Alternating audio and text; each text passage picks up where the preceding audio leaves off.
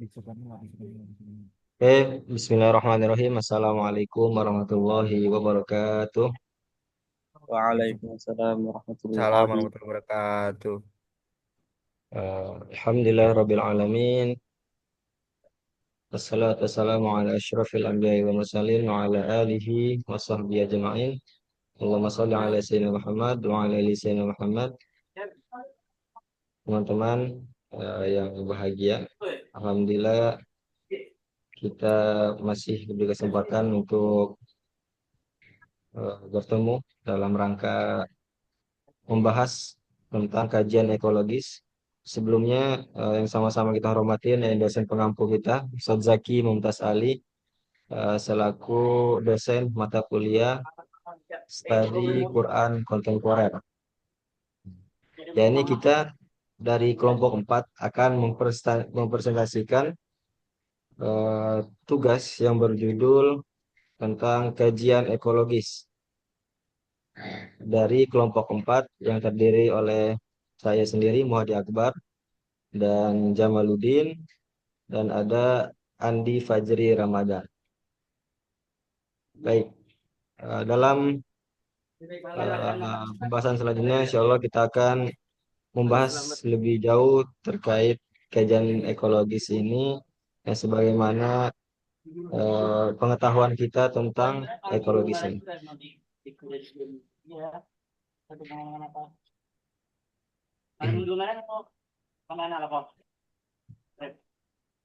Baik, selanjutnya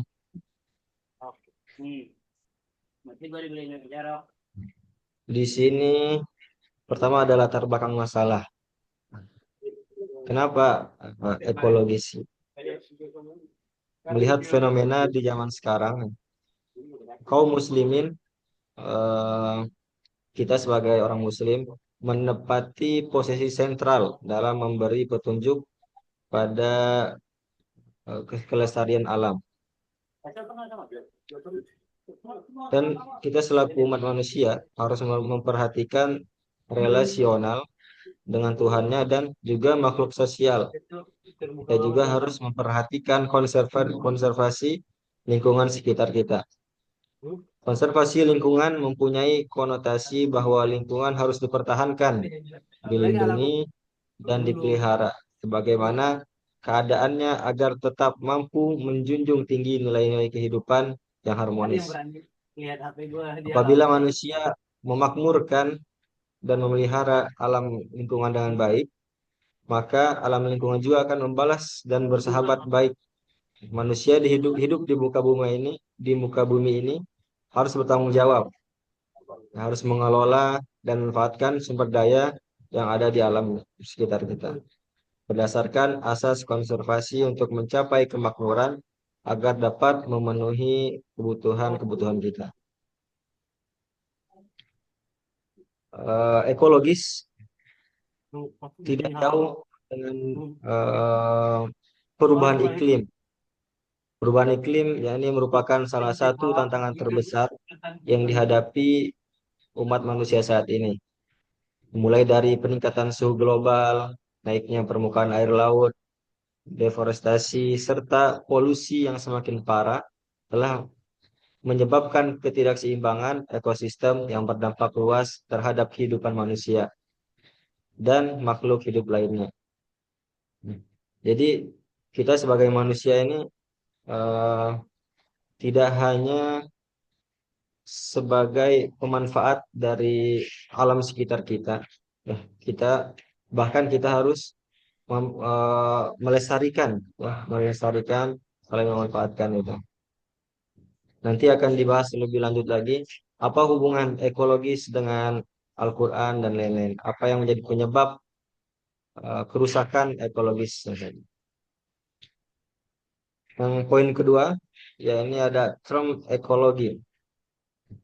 Term ekologi ini banyak penamaan terkait ekologi di dalam Al-Quran yang kita temukan di salah satu sumber jurnal yang diteliti oleh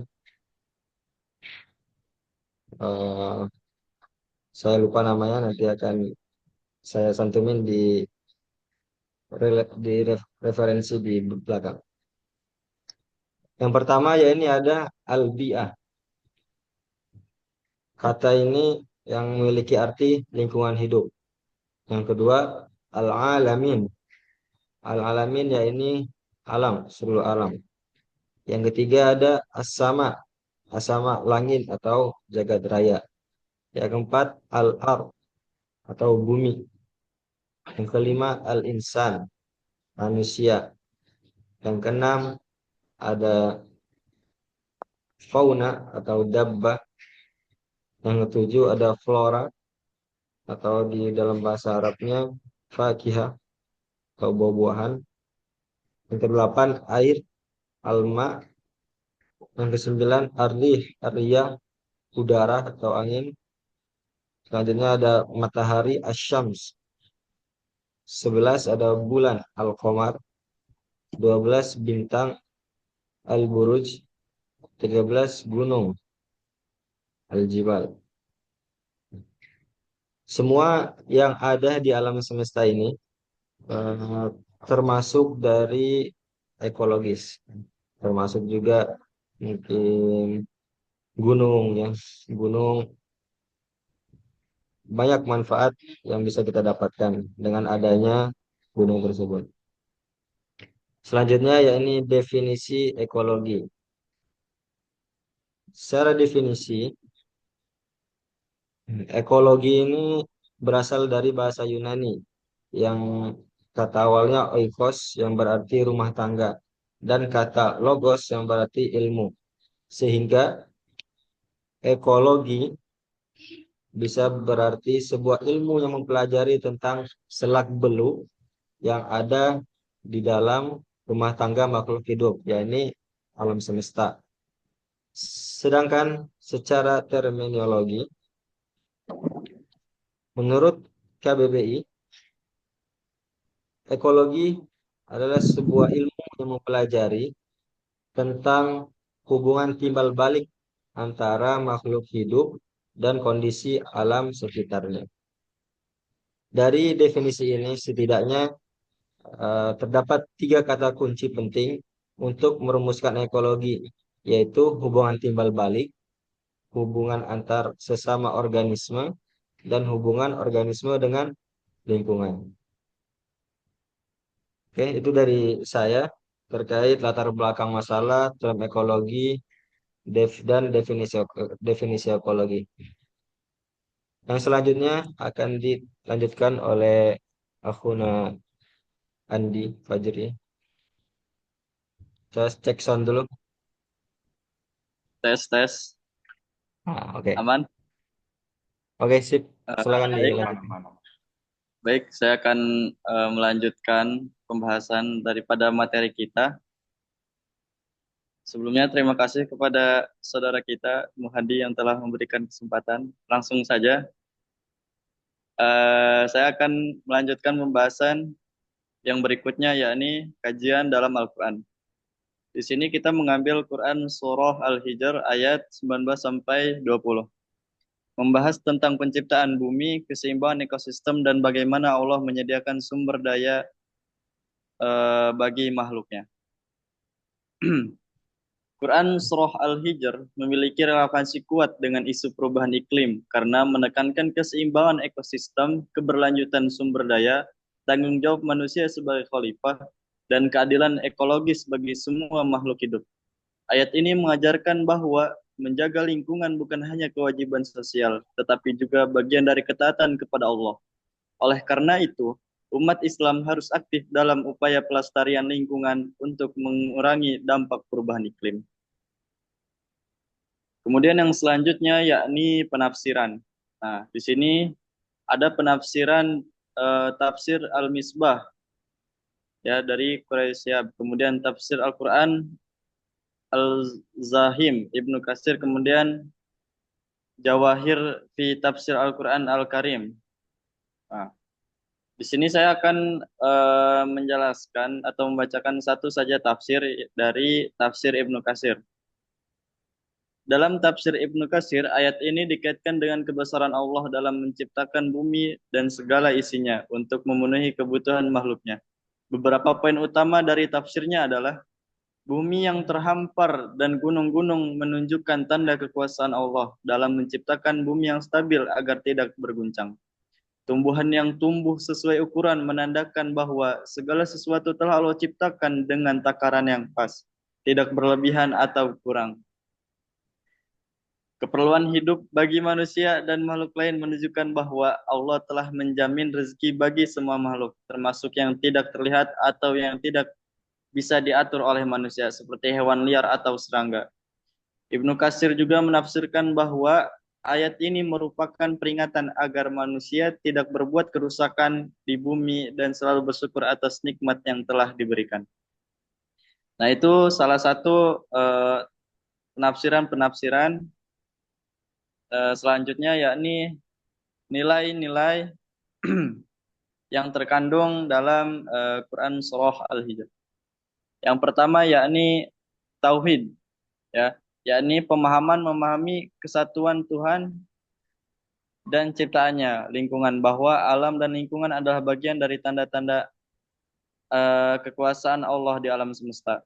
Nah, itu nilai yang pertama yakni tauhid, bahwa kita dituntut untuk percaya bahwa lingkungan dan seluruh apa yang ada di alam ini merupakan salah satu daripada kekuasaan Allah Subhanahu wa taala. Kemudian yang kedua yakni prinsip kedudukan manusia sebagai wakil Allah di bumi, ya. Bahwasanya Allah itu udah sesuai yang Al-Qur'an bilang bahwasanya manusia ini menjadi wakil Allah atau khalifah di bumi. Kemudian prinsip amanah, di mana dalam kapasitasnya sebagai khalifah manusia diberi amanah untuk memanfaatkan alam ini dengan sebaik-baiknya dan penuh tanggung jawab. Nah, itu nilai yang ketiga yakni amanah. Ya, karena kita sebagai makhluk yang memiliki akal, maka Allah mengamanahkan kepada kita alam semesta ini untuk dijaga dengan sebaik-baiknya.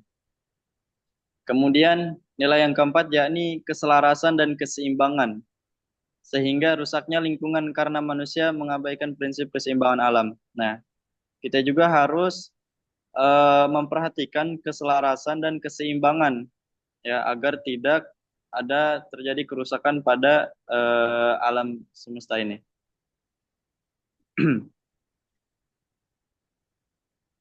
Lanjut ke pembahasan selanjutnya, yakni relevansi isu perubahan iklim.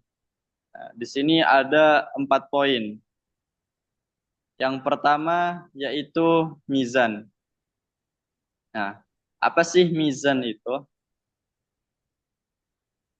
Mizan adalah keseimbangan lingkungan hidup akan terganggu disebabkan oleh 2 faktor, faktor internal atau faktor eksternal. Nah, maksudnya di sini ialah bahwasanya keseimbangan lingkungan hidup akan terganggu disebabkan oleh 2 faktor. Nah, jadi ada faktor-faktor yang akan mengganggu keseimbangan lingkungan hidup. Nah, di antaranya itu ada 2. Pertama, faktor internal dan faktor eksternal. Faktor internal itu ialah faktor-faktor yang disebabkan oleh alam itu sendiri, ya. Contohnya seperti bencana-bencana alam. Nah, kita contohkan seperti bencana tsunami Aceh, ya, pada tahun 2004. Nah, itu kan memang benar-benar tidak kita bisa prediksi, dan memang alam yang sudah dan terjadi begitu saja. Dan yang kedua yaitu faktor eksternal. Nah, faktor eksternal ini faktor yang dilakukan oleh kejahatan-kejahatan atau keburukan manusia.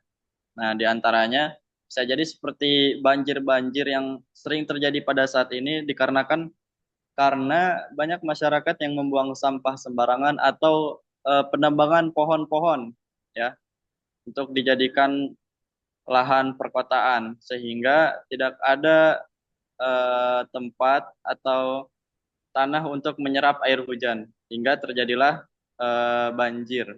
Nah, begitu. Kemudian tanggung jawab. Nah, mengingatkan manusia bahwa bumi adalah tempat yang telah Allah sediakan dengan segala kebutuhan hidup dan manusia memiliki tanggung jawab moral untuk menjaganya. Nah, yang kedua itu ya ini relevansinya itu untuk tanggung jawab. Karena Allah telah menyediakan alam ini, semesta ini, bumi ini untuk kita manusia, untuk memenuhi kehidupan kita, maka kita juga mempunyai tanggung jawab untuk menjaganya, ya. Kemudian yang ketiga yakni halaka. Halaka umumnya tidak terkait dengan lingkungan. Di antaranya yang menunjukkan arti kehancuran lingkungan adalah firman Allah dalam Quran Surah Al-Baqarah. Ayat ini berbicara tentang sifat-sifat orang munafik di mana mereka selalu berusaha menghancurkan atau merusak sawah ladang kaum muslimin yang didorong oleh kebencian mereka terhadap kaum muslimin. Sekalipun demikian, perbuatan ini mencakup juga segala perbuatan yang tidak bermanfaat termasuk merusak lingkungan. Sehingga menurut Ar-Razi, jika pelaku merusak tersebut dilakukan oleh kaum muslimin, maka ia termasuk dikritik oleh ayat ini atau layak menyandang sifat munafik. Nah, bahkan dalam Quran Surah Al-Baqarah, ya, Ar-Razi itu menyebutkan bahwa jikalau yang berbuat kerusakan ini adalah orang kaum muslimin, maka ia termasuk dan layak untuk menyandang sifat munafik. Nah, itu. Kemudian yang keempat yakni sustainability, ya, keberlanjutan, di mana sumber daya alam harus digunakan dengan bijak agar tetap tersedia bagi generasi mendatang. Nah, ini merupakan juga salah satu tanggung jawab kita karena di dunia ini bukan cuma kita saja yang hidup, ya. Tentu nanti kita akan mempunyai anak, cucu, ya, dan keberlanjutan kehidupan selanjutnya. Maka orang-orang setelah kita berhak juga untuk merasakan yang namanya kenikmatan dunia gitu, ya. Jangan kita orang-orang sekarang malah merusaknya dan nanti anak cucu kita itu merasakan atas kehancuran yang kita lakukan sekarang. Makanya harus untuk kita untuk menjaga agar tetap tersedia bagi generasi mendatang. Nah, itu relevansi isu perubahan iklim. Mungkin itu saja, Saudara Muhadi, dari saya. Oke, terima kasih. Selanjutnya, ini akan dilanjutkan oleh Akhuna Jamaluddin. Kepadanya silakan, dipersilakan. Baik, terima kasih kepada Muhadi dan Andi ya yang sudah menyempatkan pada saya tadi ya. Selanjutnya saya akan melanjutkan materi ya, yaitu contoh kasus kerusakan ekologis yang ada di Indonesia ya. Banyak sekali ya kasus-kasus yang terjadi di negara kita ataupun di Indonesia. Jadi saya akan menyebutkan eh, kasus-kasusnya ya, kerusakan. Yaitu yang pertama itu kebakaran hutan dan lahan Kartula di Kalimantan, Sumatera. Ya, di sini saya akan menyebutkan penyebab, dampak dan solusinya. Yaitu penyebabnya karena apa, terus dampaknya karena apa, kemudian solusinya kayak gimana. Ya, di sini penyebab dari kebakaran hutan dan lahan di Kalimantan, itu perusahaan sawit dan petani membuka lahan dengan cara membakar karena dianggap cepat dan murah itu. Kemudian cuaca ekstrim dan musim kemarau memparah polusi. Terus pengawasan dari pemerintah masih lemah di daerah terpencil. Kemudian dampaknya itu kabut asap tebal meluas hingga negara tetangga Malaysia dan Singapura. Kemudian gangguan kesehatan, lebih dari 900.000 orang terkena ISPA atau infeksi saluran pernapasan akut. Kemudian ekosistem terganggu, satwa langka seperti orang utan, ya orang utan itu kehilangan habitatnya. Kemudian kerugian ekonomi dan gangguan penerbangan.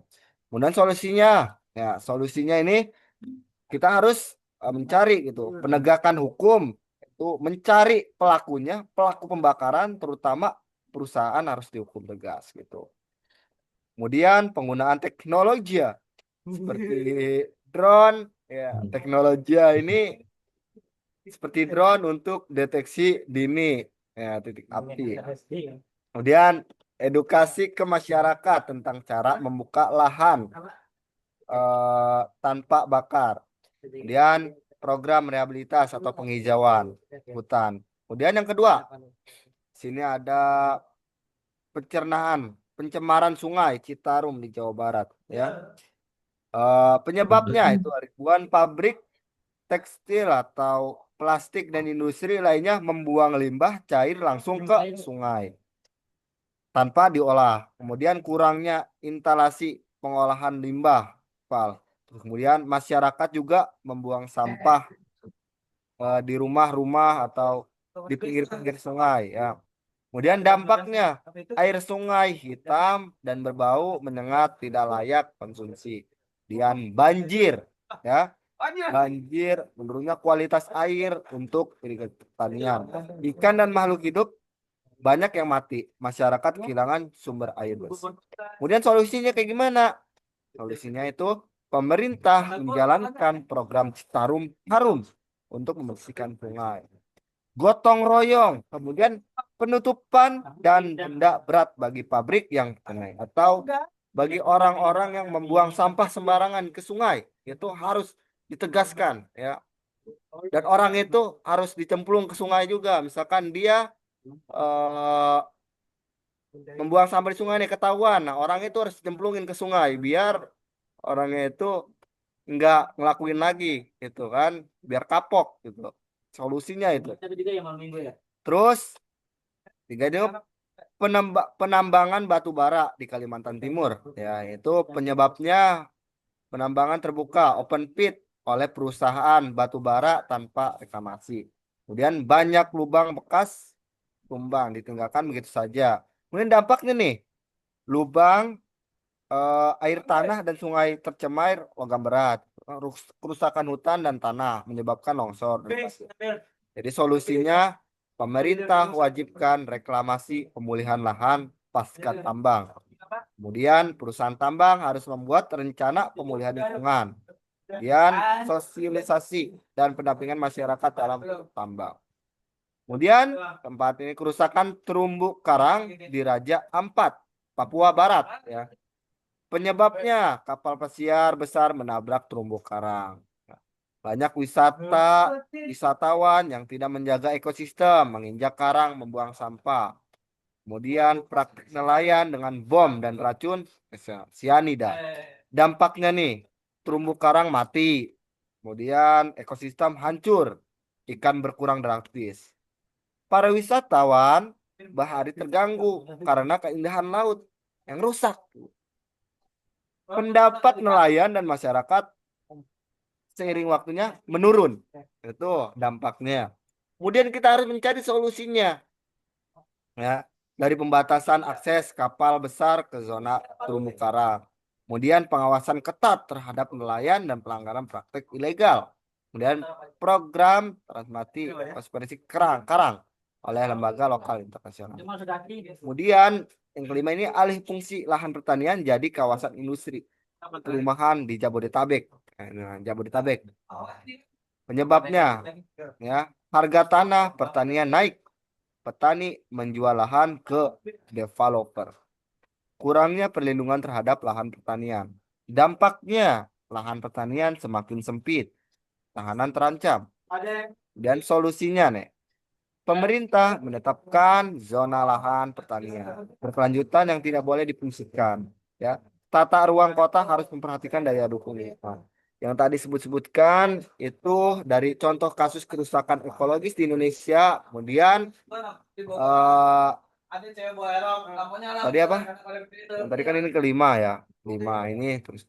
Dan cara menangani kerusakan ekologis, ya. Tadi solusi, ya. Jadi solusinya kan tadi ada penyebabnya yang tadi yang saya sebutkan, kemudian dampaknya yang tadi juga, kemudian saya menyebutkan ada dampak, ada penyebab, dampak, kemudian saya kasih solusinya. Itu dari penyemaran atau kerusakan ekologis di Indonesia, ya.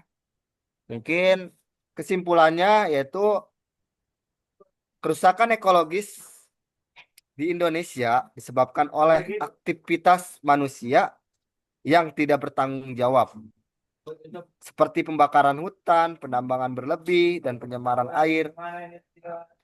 Lingkungan merupakan amanah bagi manusia untuk memelihara kehidupan dengan segenap sistemnya dan merupakan salah satu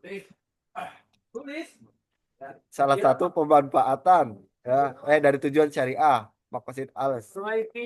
Bahkan tujuan tertinggi konservasi yang dilakukan melalui pelestarian, perlindungan, pemanfaatan secara lestari, rehabilitas, dan peningkatan mutu lingkungan, dan pada dasarnya untuk menjamin kemaslahatan manusia beserta makhluk hidup lainnya dalam jangka panjang dan keseimbangan. Sini solusinya adalah dengan kombinasi antara penegakan hukum, edukasi masyarakat, kemudian penggunaan teknologi dan pelibatan kemanusiaan lokal. Itu eh, dari saya. Mungkin sekian dari saya. Oke. Jazakumullah khairan. Ya. Kembali lagi kepada MC Oke. Muhadi.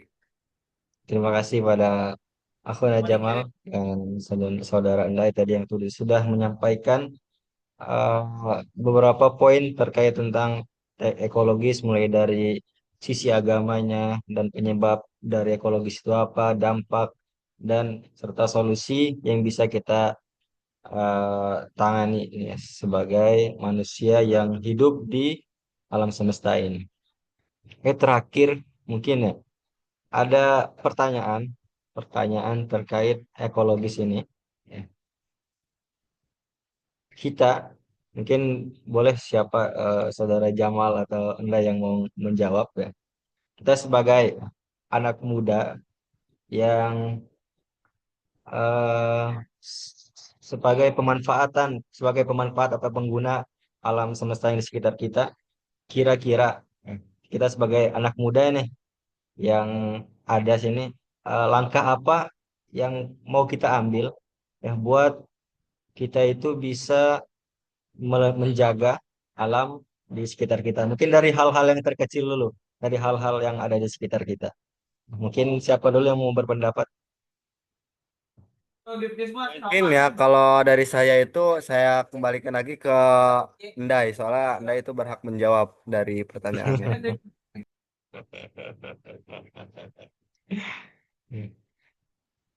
Oke, baik. Sebelumnya untuk pertanyaan itu ya, menurut saya hal-hal terkecil yang harus kita lakukan itu mulai dari diri kita sendiri. Ya. Contohnya ketika kita membuang sampah sembarangan gitu ya, itu dimulai dari diri kita sendiri. Ya mungkin kita sering lah ngelihat orang-orang yang buang sampah sembarangan gitu ya kan di jalan. Tapi itu kita kan agak susah gitu ya buat negur mereka gitu kan, apalagi misalnya kalau nggak kenal. Nah, yang paling gampang itu ya dari kitanya sendiri dulu. Nah, kita nih udah ngejaga lingkungan belum sih? Kita nih udah ngebuang sampah pada tempatnya belum sih? Nah, itu sih. Kalau dari saya yang paling mudah ya buat kita lakuin. Nah, terus dari saudara Jamal katanya tuh, coba mau nambahin ya. Ya, saudara Jamal ini sangat aktif ya di masyarakat. Nah, kira-kira Ya. gimana sebagai pemuda yang ada di misalnya di lingkungan masyarakat, gimana cara menggerakkan ya agar sama-sama kita ini eh, untuk menjaga alam semesta yang ada di sekitar kita ini. Nah, Boleh yang apa pertama Jamal? itu ya, yang pertama itu saya udah setuju banget sama yang tadi Ndai. Ya, dari diri kita sendiri dulu ya. Karena kalau diri kita sendiri aja masih terpaut kayak egois gitu, egoisme gitu kan. Jadi kita tuh kayak ngelihat sampah aja, kalau misalkan dari diri kitanya aja belum tergoyahkan gitu, ngelihat sampah, kita biarin aja, udah biarin sampah gitu kan. Ya kalau misalkan dari kitanya belum bisa menangani itu, gimana dengan kita menggerakkan yang lain gitu kan. Jadi Yes, Insya Allah. dari sayanya itu memang kalau misalkan sayanya udah bener gitu kan, ngeliat sampah langsung sergap gitu kan, apalagi sampah yang ada di Indonesia banyak sekali kan.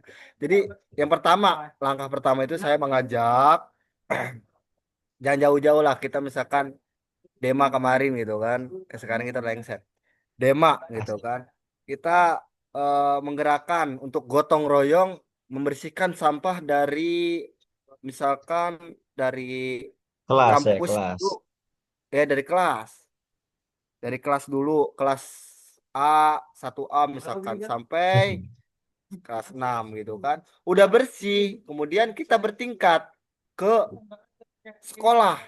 Dari sekolah SD, SD, STU, kemudian SMA, SMP itu kan.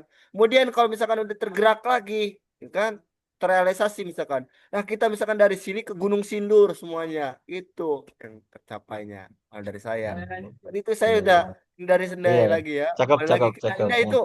Dai udah mau bercakap lagi kali. Dai silakan. Ada Cukup, lagi? cukup. Cukup. Menarik Ya. ya tadi dari yang Ndai sampaikan terus sama Akhi Jamal. Ya, ya benar kita harus mulai dari hal yang terkecil itu ya dari diri kita sendiri. Ya, mulai dari kita harus buang sampah pada tempatnya. Nah, jika ada sampah di jalan kita peka, kita ambil, kita masukin kotak sampah, yaitu mulai dari hal terkecil. Dan mungkin kita kalau udah sadar dengan hal itu, benar tadi kata Akhi Jamal, ya ada kita adain gotong royong, mungkin sesama mahasiswa gitu kita ajak ya. Jangan kemana-mana dulu. Mungkin di sekitar kita, mungkin kita tiap dari tiap pekan itu kita kuliah. Ya, ya itu dari lingkungan sekitar kita tuh mungkin dari kelas kita bersihin kita adakan kan di hari Ahad kita gotong royong untuk membersihkan kampus kita gitu. Nah mungkin kalau dicontoh di Indonesia yang udah besar ya salah satu organisasi apa yang udah besar ada yang Yang udah Panda besar. Pandawara. Pandawara itu ya contoh besarnya itu mereka udah Ya, bersihin sungai-sungai yang penuh sampah dan lain-lain betul. gitu. Kalau Oke, misalkan kita buat, kalau kalau kita buat itu apa jadinya? apa? Kalau itu kan Pandawara. Kalau kita Iya, misalkan ngebuat tinggal dibikin apa cocoknya apa singkatannya. cocoknya? Ah, Pandawara JR kali ya. Pandawara JR. Kalau masih anak-anak kan. Oh ya nanti dipikirin oleh Aki Jamal. Dan nanti Aki Jamal Oke, langsung jadi koordinirnya ya, buat organisasi di anak-anak STIU ya terkait hmm, kebersihan ini. Ya ditunggu nanti gerakannya Aki Jamal. Oke, baik. mungkin itu saja Misalnya, dari kami ya masih. terkait kajian ekologis ini. Dari awal sampai akhir, mohon maaf apabila ada kesalahan kata atau yang Baik, lain-lain amin. ataupun hal yang tidak dipahami itu Ya, datangnya dari kita sendiri. Dan jika ya, ada hal-hal yang baik ya silakan diambil dan diterapkan di kehidupan kita semua. Akhir kata kita tutup dengan salam, alhamdulillah dan doa kafaratul majelis. oke. Alhamdulillah rabbil Alhamdulillah, alamin. rabbil alamin. Subhanakallahumma Subhanallah. wa bihamdika asyhadu an la ilaha illa anta Alhamdulillah. nastaghfiruka wa natubu ilaik. Alhamdulillah. Syukron. Oke. Syukron, Ade. Eh, foto dulu, foto dulu, foto, foto. Foto, foto, foto, foto, foto, foto, foto, foto. Gimana cara Nah, itu fotonya? North London itu nih, iya.